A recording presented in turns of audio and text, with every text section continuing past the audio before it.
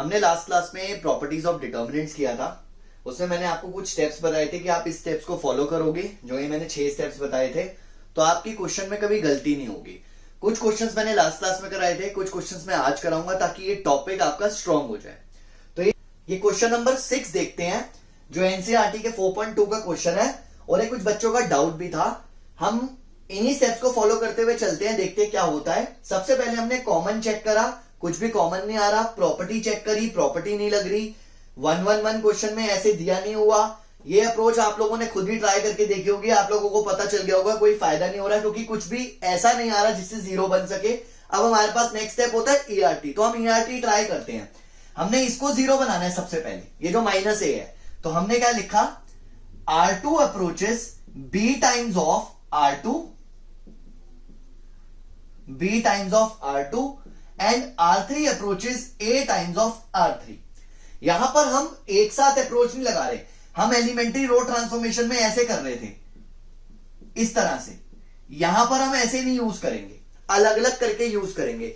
उसका रीजन ये है कि एलिमेंट्री रो ट्रांसफॉर्मेशन में आपके पास दोनों तरफ एक एक मैट्रिक्स होता था, एक इस तरफ होता था, एक इस तरफ होता था। तो इस अप्रोच के लगाने से सेम अप्रोच दोनों तरफ लग रही है, इसलिए कोई फर्क नहीं पड़ता था। यहां पर ऐसी कोई सिचुएशन नहीं है, यहां पे सिर्फ आपके पास एक डिटर्मिनेंट है, तो आपने इसलिए अलग अलग लगाना है। क्योंकि अगर आप अलग अलग नहीं करते, मान लो आपने ये किया, for example R2 approaches B R2, इसका मतलब आप रो 2 को किसी कांस्टेंट से मल्टीप्लाई कर रहे हो। तो याद करो वो प्रॉपर्टी क्या थी कि अगर हम किसी डिटर्मिनेंट की किसी रो या कॉलम को एक कांस्टेंट से मल्टीप्लाई करते हैं तो डिटर्मिनेंट की वैल्यू कांस्टेंट टाइम्स हो जाती है, तो इसका मतलब डिटर्मिनेंट की वैल्यू ही बदल जाएगी। तो वो ना बदले इसलिए हमें बाहर डिवाइड भी करना पड़ता है, इस चीज को ध्यान रखना। तो हमने क्या किया, R2 को जब B से मल्टीप्लाई करा, बाहर डिवाइड कर दिया ताकि डिटर्मिनेंट की वैल्यू पे कोई फर्क ना पड़े। R3 को जब हमने A से मल्टीप्लाई करा तो हमने डिवाइड कर दिया ताकि R3 जो डिटर्मिनेंट है उसकी वैल्यू में कोई फर्क ना पड़े। तो यहां 0 A माइनस बी ऐसी रखा, this is minus A B, क्योंकि हमने B से मल्टीप्लाई करा है। 0 this is minus B C, हमने B से मल्टीप्लाई करा है। इधर A से मल्टीप्लाई करा है तो AB AC और 0 आ जाएगा। अब आप खुद देखो, बहुत इजीली ये 0 बन रहा है इसकी हेल्प से। R2 approaches R2 plus R3, तो बाहर 1/AB हो गया। This is 0 A minus B, ये 0 हो जाएगा, ये AC हो जाएगा, ये माइनस BC हो जाएगा, ये AB AC और 0 एज इट इज रहेगा। अब आपको खुद दिख जाएगा कि इस रो और इस रो में से अगर मैं, यहां देखो ये कॉमन सेम हो जाएंगी, आइडेंटिकल हो जाएंगी। अगर मैं R2 में से C बाहर निकाल लूं, मैंने R2 में से C बाहर निकाल लिया, ठीक है, तो यहां बच गया 0 A minus B, 0 A minus B, AB AC और 0। देखो दोनों आइडेंटिकल हो गई, इसका मतलब वैल्यू ऑफ डिटर्मिनेंट क्या हो गई, 0। तो कहीं पर भी इनमें से ही कोई ना कोई स्टेप लगेगा, वो आप लोगों को प्रैक्टिस से स्ट्रॉन्ग करना है, इस चीज को ध्यान रखना। क्लियर। एक और क्वेश्चन बताता हूं जिसमें एलिमेंट्री रो ट्रांसफॉर्मेशन ही यूज होना है, वो क्वेश्चन नंबर है 12। देखना आप क्वेश्चन नंबर 12। ये क्वेश्चन है 1x x square, this is x square 1x and x square 1। आपको प्रूव करना है 1 माइनस एक्स क्यूब का होल स्क्वायर। तो मैं एक बहुत आसान तरीका बता रहा हूं, आप ध्यान से देखो। कॉमन प्रॉपर्टी 1-1-1 कुछ नहीं है, यहां पर R1 plus R2 plus R3 लगा के भी हो सकता है, लेकिन लेंदी हो जाएगा और आप लोगों को R1 plus R2 plus R3 लगाने के बाद भी कोई प्रॉब्लम नहीं आएगी। लेकिन अगर हम इसमें एलिमेंट्री रो ट्रांसफॉर्मेशन लगाते हैं तो ये ज्यादा आसान होगा। मैं ये नहीं बोल रहा कि वहां से नहीं होगा, वहां से भी हो जाएगा, आप लोगों को थोड़ा सा एक्स्ट्रा सोचना पड़ेगा। तो आप इस क्वेश्चन में एलिमेंट्री रो ट्रांसफॉर्मेशन को ध्यान से देखिए कि मैं क्या कर रहा हूं। मैंने अप्रोच लगाई R2 approaches R2 minus x square times of R1। अब आप देखो, मैं जिस रो को चेंज कर रहा हूं, मैंने उस रो में कुछ मल्टीप्लाई नहीं किया, ठीक है, यानी कि डिटर्मिनेंट की वैल्यू में कोई चेंज नहीं आएगा। Similarly R3 approaches R3 minus x times of R1, यहां पर भी मैंने x या किसी नंबर से या किसी कांस्टेंट से यहां पर मल्टीप्लाई नहीं किया यहां पर, तो इसलिए डिटर्मिनेंट की वैल्यू में कोई चेंज नहीं रहेगा। आप ये चीज यूज कर सकते हो डिटर्मिनेंट में भी, एलिमेंट्री रो ट्रांसफॉर्मेशन में भी, इस चीज को ध्यान रखना। क्लियर। आप जिस रो को चेंज कर रहे हो उस रो में कुछ मल्टीप्लाई नहीं कर सकते डिटर्मिनेंट में, लेकिन एलिमेंट्री रो ट्रांसफॉर्मेशन में कर सकते हो, कोई प्रॉब्लम नहीं है, क्योंकि वहां दोनों तरफ मैट्रिक्स होता है, यहां पर नहीं कर सकते। अगर आप बाई चांस आपको जरूरत पड़ रही है इसको किसी से मल्टीप्लाई करने की, तो जैसा मैंने 6 क्वेश्चन में बताया था, आप अलग अलग कर लो, कोई प्रॉब्लम नहीं है। तो आपने ये अप्रोच लगाई, फर्स्ट वाली रो में तो कोई चेंज ही नहीं हुआ, वो एज इट इज रहा। इसमें से एक्स स्क्वायर टाइम माइनस किया 0, अब इसमें से एक्स स्क्वायर टाइम्स माइनस किया 1 माइनस एक्स क्यूब, इसमें से एक्स स्क्वायर टाइम्स माइनस किया तो x minus x raise to the power 4। ध्यान से समझना, इसमें से x टाइम्स माइनस किया 0, इसमें से x टाइम्स माइनस किया 0, और इसमें से x टाइम्स माइनस किया आप यहां पर तो 1 माइनस एक्स क्यूब, ये आ गया आपके पास। ठीक है, अब देखो कितना सिंपल हो गया क्वेश्चन। प्रॉपर्टी क्या थी कि अगर किसी डायगोनल के नीचे वाले एलिमेंट्स या ऊपर वाले एलिमेंट 0 हो जाते हैं तो वैल्यू ऑफ डिटर्मिनेंट कैसे निकलती है? By multiplying the elements of diagonal. तो ये 3 एलिमेंट्स दिख रहे हैं, मल्टीप्लाई कर दो, 1 माइनस एक्स क्यूब का whole square equal to RHS। 2 step में आंसर सॉल्व हो गया और 4 नंबर पूरे मिलेंगे, ये मेरी गारंटी है। प्रॉपर्टी लिखनी बहुत जरूरी है, यहां पर ये चीज का ध्यान रखना कि आपने इसको कैसे निकाला। तो अब यहाँ पे प्रॉपर्टी लिख लेना जो भी मैंने बताई थी कि किसी डायगोनल के ऊपर या नीचे वाले एलिमेंट्स अगर 0 होते हैं तो value of determinant can be obtained by multiplying the diagonal elements. तो ये देखो इजीली 2 स्टेप में हो गया। अगर आप R1 plus R2 plus R3 करके करते तो भी सॉल्व हो जाता, लेकिन वो बहुत लेंदी पड़ता। इसलिए आप इस क्वेश्चन को ध्यान में रखो कि इजी सा क्वेश्चन है, 2 स्टेप में सॉल्व होने वाला। समझ लो कि ट्रिक लग रही है, लेकिन ट्रिक वाले क्वेश्चन में भी स्टेप्स ही काम आ रहे हैं यहां पर, इस चीज को ध्यान रखना। क्लियर? नेक्स्ट क्वेश्चन पे आते हैं। अगला क्वेश्चन भी इंपॉर्टेंट है, क्वेश्चन नंबर 13। वो भी एलिमेंट्री रो ट्रांसफॉर्मेशन से ही कराता हूं आप लोगों को। क्वेश्चन नंबर 13 क्या है? 1 plus A square minus B square 2ab minus 2b, 2ab minus 2b। अगला है 2ab 1 minus A square plus B square, और नेक्स्ट दिया हुआ है हमारे को 2a। थर्ड रो जो दी हुई है 2b minus 2a and 1 minus A square minus B square, और इसको प्रूव करना है आपने 1 plus A square plus B square का होल क्यूब। क्लियर? अब ये क्वेश्चन भी बहुत लेंदी हो जाता है, मैं आप लोगों को इसका भी तरीका बता रहा हूं, बहुत इजीली सॉल्व हो जाएगा, कोई प्रॉब्लम नहीं होगी। कॉमन आ नहीं रहा, प्रॉपर्टी लग नहीं रही, 1 1 1 है नहीं, R1 plus R2 plus R3 आप खुद ट्राई करके देख लेना, नहीं होगा कोई फायदा। R1 plus R2 plus R3 एक बच्चे का डाउट आया था मेरे पास कि सर हमें कैसे पता चलेगा कि ये सही है या गलत है। वो मैंने कहा था कि उसको मैंने बता तो दिया था, लेकिन आप सबको भी बता रहा हूं कि जब हम ये अप्रोच लगाते हैं तो हमारे पास RHS का कुछ पार्ट सा आ जाता है, लाइक ऐसे लग जाता है कि 0 प्रूफ करना है तो हमें ऐसे दिख जाएगा कि 0 बन रहा है, ठीक है, या कुछ और प्रूफ करना है तो वो आपको अपने आप दिख जाएगा, तो आपको पता चल जाएगा कि ये अप्रोच सही है। तो हमने यहाँ पे जब R1 plus R2 plus R3 या C1 plus C2 plus C3 लगा के देखा तो हमारे पास ऐसा कुछ नहीं आ रहा, बल्कि ये और लंबा हो रहा है, तो इसलिए हम इसको नहीं लगा सकते। अब हम आते हैं एलिमेंट्री रो ट्रांसफॉर्मेशन में। ध्यान से देखना, फिर से नॉन डायगोनल एलिमेंट में इसको 0 बनाना है। अब देखो यहां पे लिखा है 2b, सिमिलर से है, तो हमने अप्रोच लगाई R2 approaches R2 minus a times of R3, ये 0 बन जाएगा क्योंकि यहां 2ab है, इसमें a मल्टीप्लाई करूंगा तो 2ab माइनस 2ab, ये 0। मुझे सिर्फ इसको देखना है, बाकी को नहीं देखना, तो ये 0 बन जाएगा, दैट्स इट। क्लियर? अच्छा, ये अप्रोच लगा सकते हैं, मैंने अभी लास्ट क्वेश्चन में बताया था, हम R2 में तो कुछ मल्टीप्लाई कर ही नहीं रहे। अब ऐसे ही देखो इसको 0 बना सकते हैं इसकी हेल्प से, तो यहां पे मैंने R1 अप्रोचेस लिखा, R1 plus b times of R3, b times of R3। फिर से मैंने R1 में कुछ मल्टीप्लाई नहीं किया, तो इसलिए मैं ये अप्रोच लगा सकता हूं, कोई प्रॉब्लम नहीं है। तो 2 अप्रोचेस एक साथ भी यूज कर सकते हैं। तो ध्यान से देखना, अब मैं आपको सॉल्व करके दिखा रहा हूं, ये अप्रोचेस जो लग रही हैं वो क्या है। हमने इसमें, इस वाले में R1 में b टाइम्स R3 ऐड किया, तो इसमें हमने b टाइम्स ऐड किया। ध्यान से देखना, ये 1 plus A square minus B square में हमने b टाइम्स ऐड किया, तो ये 2b स्क्वायर हो गया। This is 2b square minus B square, तो ये आ गया 1 plus A square plus B square.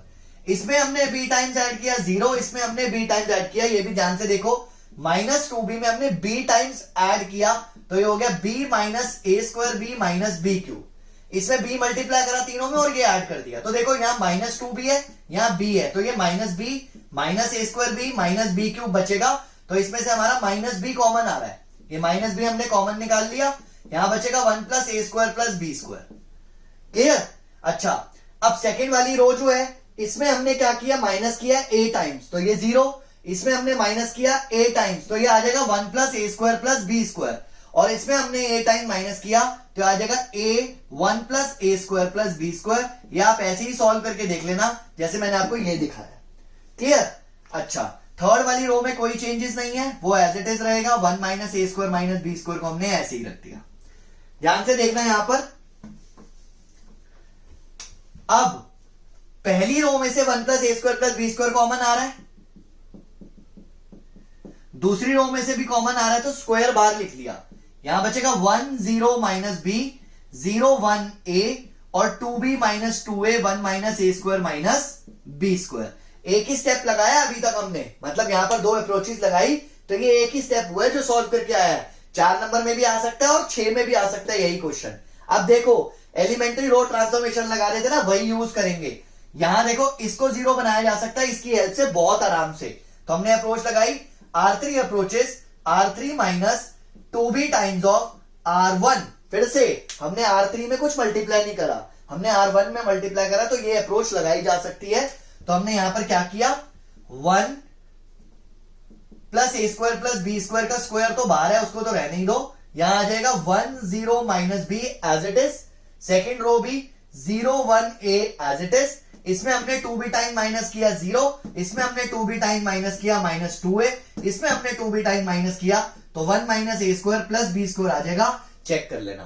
अब आपके पास 2 0 बन चुकी हैं, लास्ट स्टेप है expand this into this, 1 minus A square plus B square minus this into this, तो ये आ जाएगा हमारे पास plus 2a square, this into this 1 minus A square plus B square minus this into this को plus हो जाएगा 2a square. 2a square में से एक स्क्वायर माइनस करूंगा तो ये आएगा 1 plus A square plus B square, और पहले से ही आपके पास स्क्वायर पड़ा था तो ये क्यूब हो गया which is equal to RHS। तो ये ध्यान रखना। अब ये चाहे 4 नंबर में क्वेश्चन आए चाहे 6 नंबर में आए, आपको लेंथ से कुछ लेना देना नहीं है कि छोटा पड़ रहा है 6 नंबर के हिसाब से, आप इसी तरीके से करो, फुल मार्क्स मिलेंगे, कोई प्रॉब्लम नहीं होगी। इस चीज को ध्यान रखना, ठीक है। अब हमने सारे स्टेप्स यूज करके देख लिए, तो ये क्या है नया, दिस इज स्पेशल स्टेप। मैंने आप लोगों को बोला था ये मैं क्वेश्चन के साथ ही समझाऊंगा, तभी आप लोगों को समझ आएगा। अब स्पेशल स्टेप होता क्या है, अगर मैं ये बुक पहले ही बता देता कि ऐसे होता है, तो आप जब क्वेश्चंस की प्रैक्टिस कर रहे होते और आपका कुछ नहीं लग रहा होता तो आप सीधा ये सोचते कि ये लगा दो, लेकिन ये भी उन्हीं क्वेश्चंस में लगेगा जिसमें इसको लगना होगा। मतलब इसकी मर्जी है, आपकी मर्जी नहीं है। आप लोग जबरदस्ती इस स्टेप को नहीं डाल सकते किसी भी क्वेश्चन के अंदर। तो हम एक क्वेश्चन करते हैं, उससे और अच्छे से क्लियर होगा।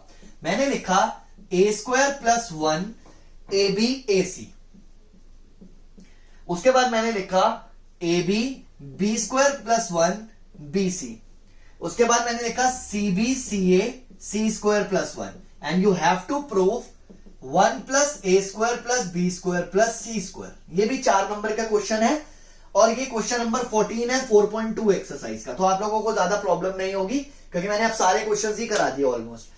अब जरा देखते हैं, कॉमन कुछ आ नहीं रहा, प्रॉपर्टी लग नहीं रही, 1 1 1 दिया नहीं है, R1 plus R2 plus R3 try करके देख लो आप खुद ही सोच के, नहीं लग रहा।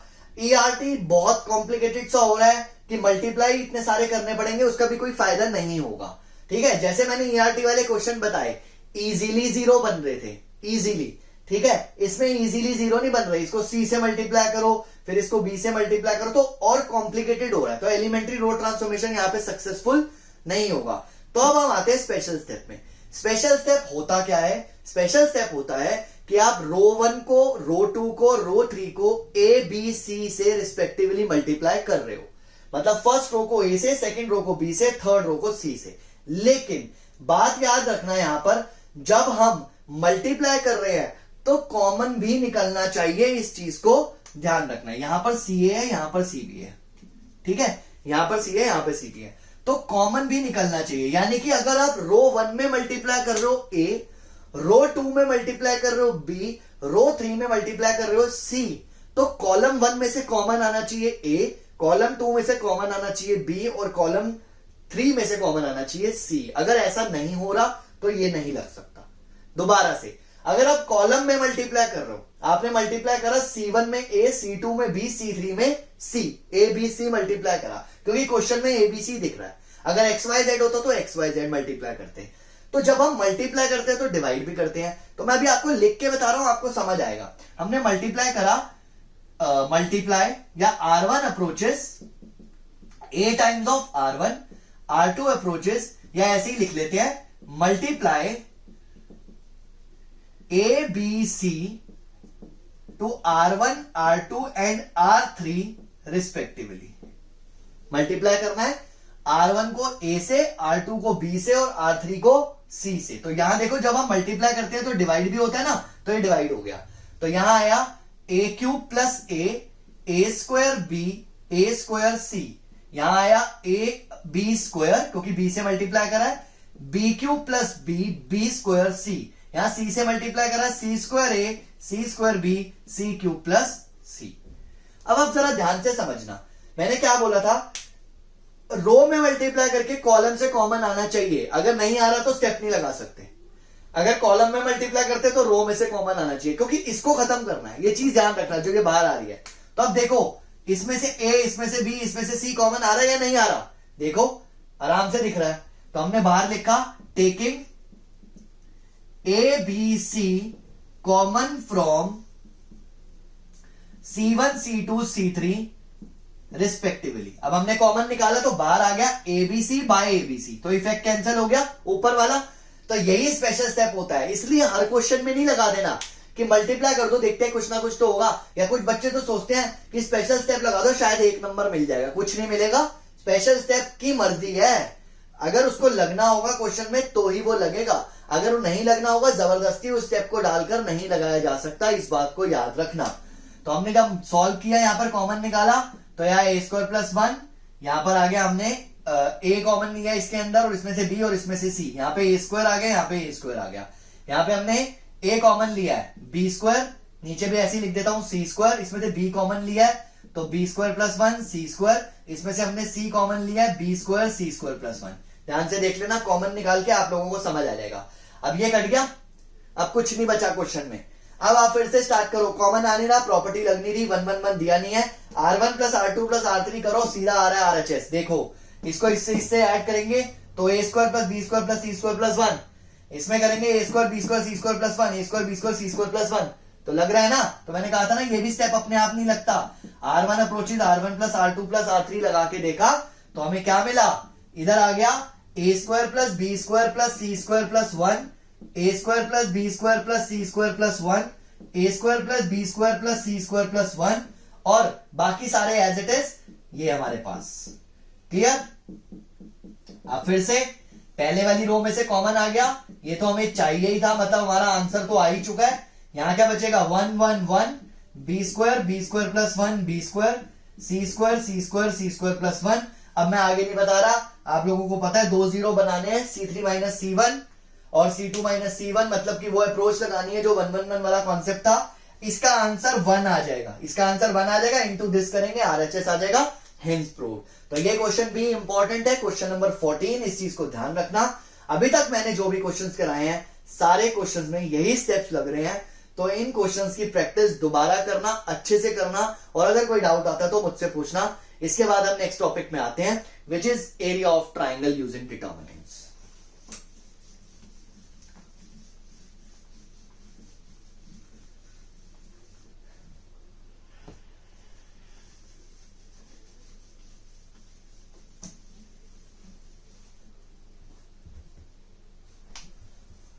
So next topic is area of triangle using determinants.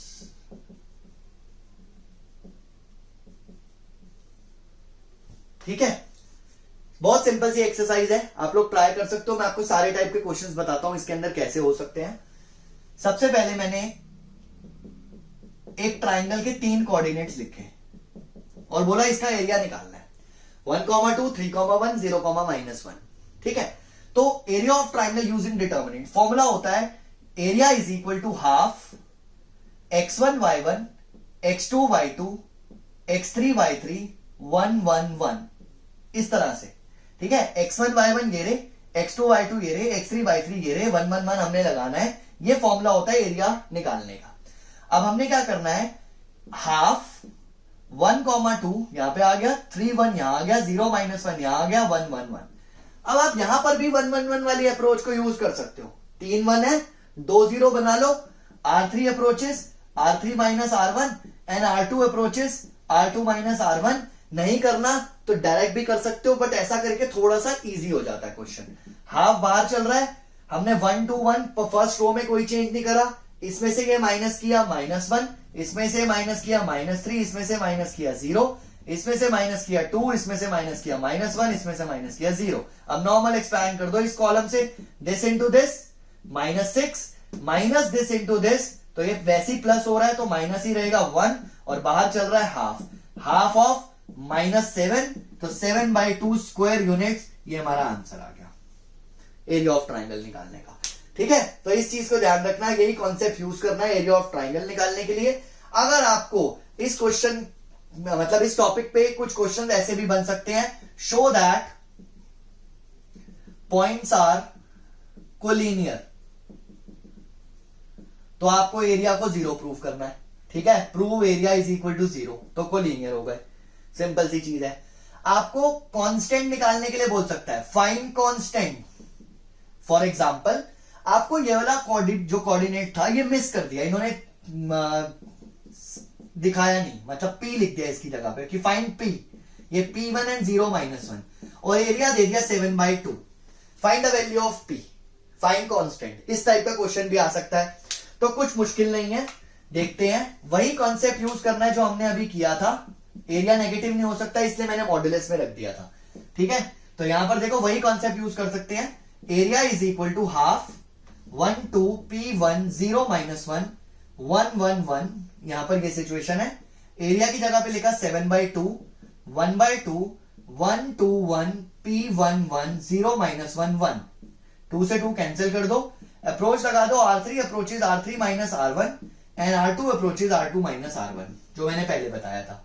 7 is equal to, देखो ध्यान से, ये तो वैसे ही कट चुका है, this minus this -1, this minus this -3, this minus this 0, this minus this P -1, this minus this -1 and this minus this 0, 1 2 1 as it is, ये हमारे पास आ गया। कॉलम और रो छोड़ देते हैं, दिस इंटू दिस करते हैं।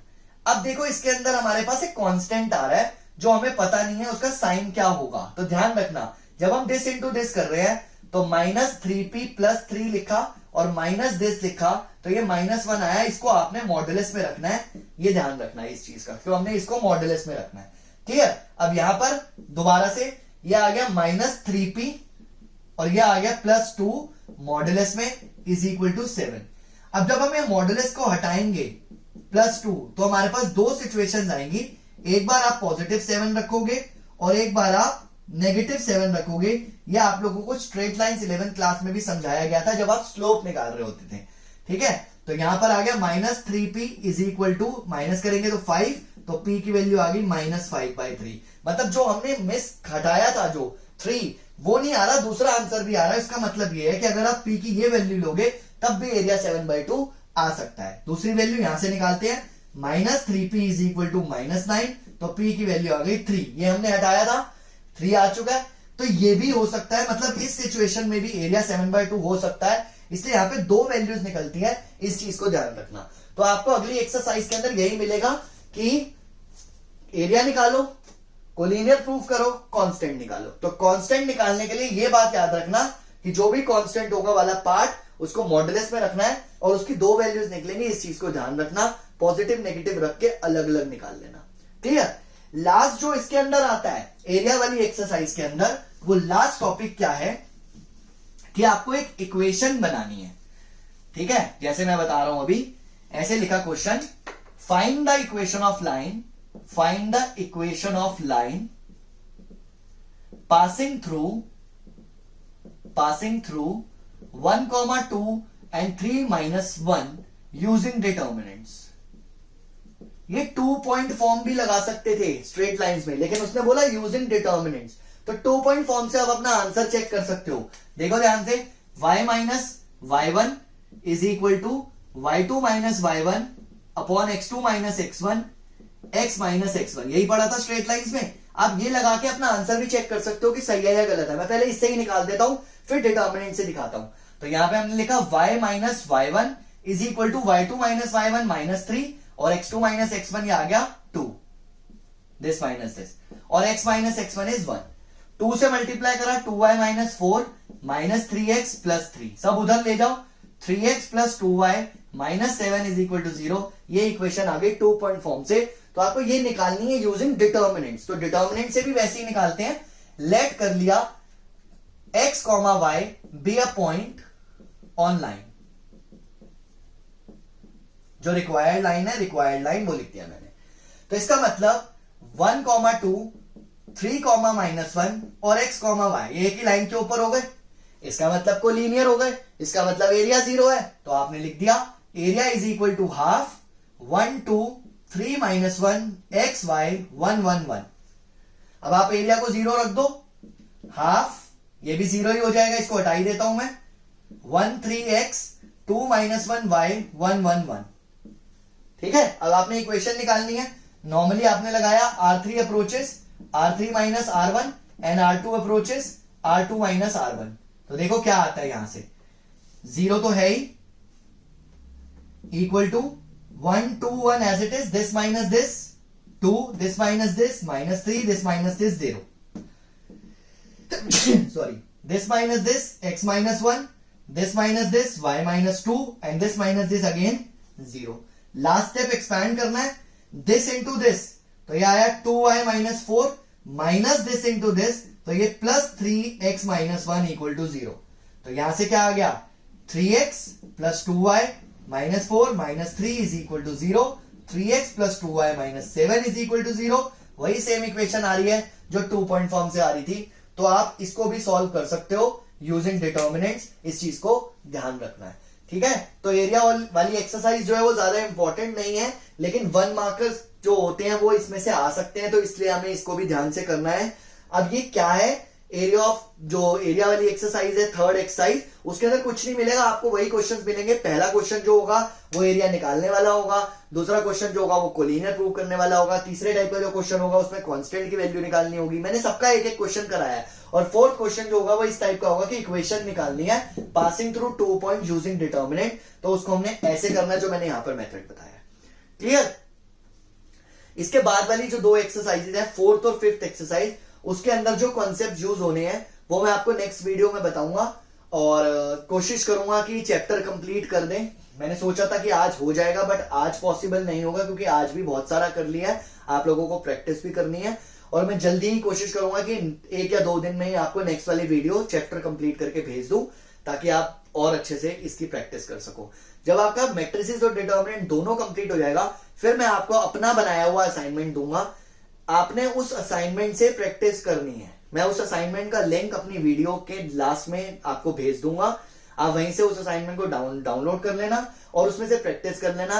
बोर्ड का पेपर की मेरी गारंटी है कि उस असाइनमेंट के बाहर से नहीं आएगा। अगर आपने एनसीईआरटी और वो असाइनमेंट अच्छे से प्रैक्टिस करा हुआ होगा तो आप लोगों को कोई प्रॉब्लम नहीं आएगी जो सीबीएसई का पेपर होता है उस पेपर के अंदर। और आपके स्कूल के भी पेपर्स की मैं गारंटी लेता हूं कि उसके बाहर से आपको कुछ नहीं मिलेगा, अगर आपने वो असाइनमेंट अच्छे से कर लिया तो। क्लियर? बाकी नेक्स्ट वीडियो में मिलते हैं और चैप्टर को कंप्लीट करने।